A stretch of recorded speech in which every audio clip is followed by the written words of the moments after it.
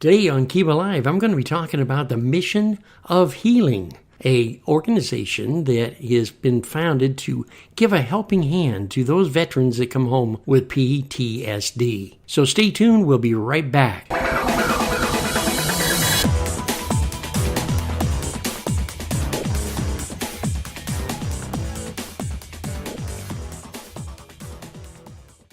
Hi, I'm Bill, your podcasting host, podcast producer, and today we're excited because this is one of our new shows sponsored by the great people at B&G Sponsored Events. B&G Sponsored Events, the premier sponsored events program in the Puget Sound area. Today I want to talk about a group that I have just absolutely, I guess you would say, fallen in love with. The ideas of what this foundation is doing and how they are working is absolutely incredible. You know, you've heard about grassroots organizations. And a lot of people say, well, grassroots, what's that? A grassroots organization is some organization that started in a particular area by a few individuals that are really dedicated to making a change. And just recently, I had the opportunity to meet with a wonderful family. They are, without a doubt, community leaders. And you would never think that this family would ever have any serious problems because when we met with them before, they were business entrepreneurs. We had a wonderful opportunity to chat with them on the Disruptors podcast about business. And throughout the years, they have participated in different activities with our good friends over at Wild Child. It was about a year ago when a presentation was made by Tricia and Pat Tunnage about a foundation that they were putting together, and it was called the Mission for Healing. And I really didn't know what exactly was going on until Pat and Trish got up to speak. And I was blown away. Now, I have known Pat for years. I've known Trish for years through, as I mentioned before, different business activities. But the story they told that night was something that I wanted to become a part of, that foundation, that part of that story that moved my thoughts and really made me stop and analyze what's going on. You see, Trish and Pat were talking about a horrifying disease. What is it? It's PTSD. Now, of course, we've heard all these stories about PTSD in the news, in commentary, in social media, in other areas of our life. And I'd heard them too, but I still didn't absorb anything. I didn't understand it because I wasn't around anybody that actually was suffering from this disease. Nor did I know the gratifying and ugly effects this disease has on a family. Well, Trish got up and told her story. She told her story that I don't think I could put into proper words today, but I'm going to try. She talked about the fact that one morning she woke up and discovered that the man that she was laying next to was not the man she had married. Boy, that's stimulating, isn't it? Not the man that she had married after all these years. Now let's talk about Pat for a moment. Pat has done 11 deployments. Not one, not two, not three. We're talking 11 deployments with Uncle Sam for 18 years of military service. 11. He's been to Pakistan. He's been to war zones all over that area in the world 11 times. Now, why would that change you, I wonder? Simple. In 11 times that he has been there with the artillery, his job is to destroy. It's as simple as that.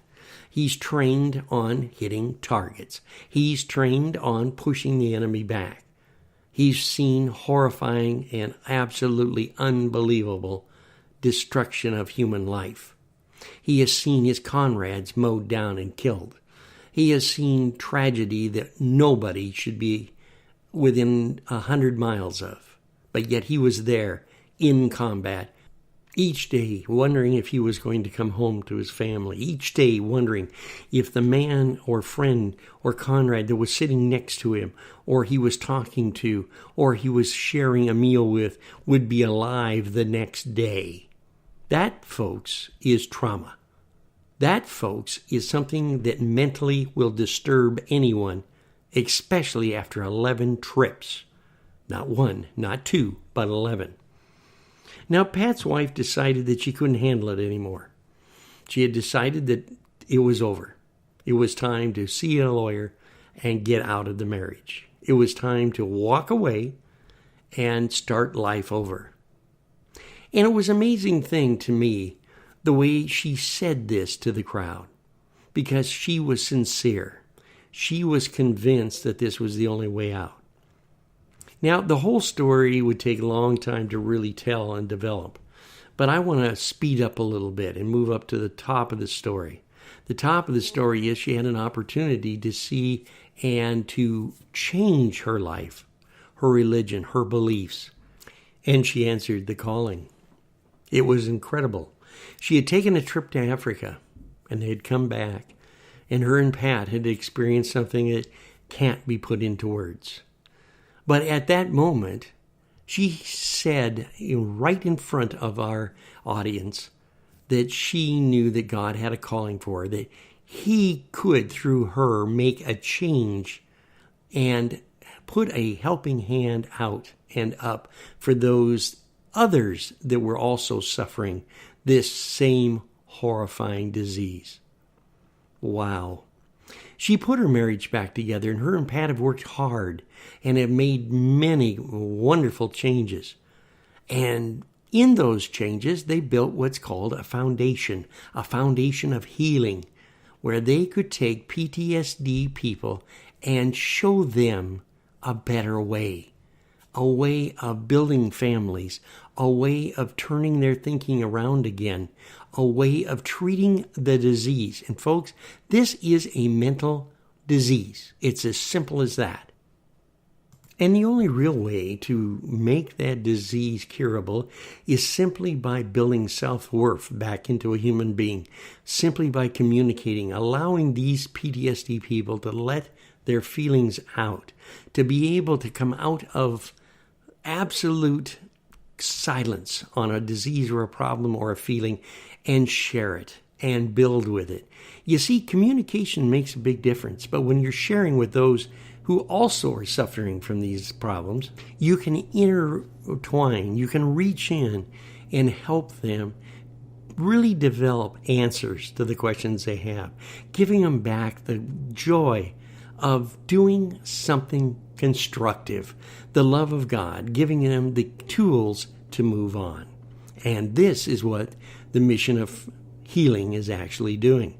Now, it's interesting because she is raising the money for this mission. She is raising the money to put together these different exercises, different trips, different opportunities that have made a difference in the lives of these individuals. So what is the mission about, and how do they do this miracle? It's very simple. Trish discovered that if you took these individuals back in time, just a little bit, and gave them the opportunity in a different environment, a whole different environment that would pique their awareness, and giving them a chance to build instead of destroy, that with actual communication and therapy through just expressing their ideas and their thoughts, they could reverse that PTSD. They could become the true captain of their minds and really take back the damage that had been done. It's simple. But to do this, it takes money. And Trish, unbelievable, a driving individual that she is, figured out a mathematical program of how to make it work.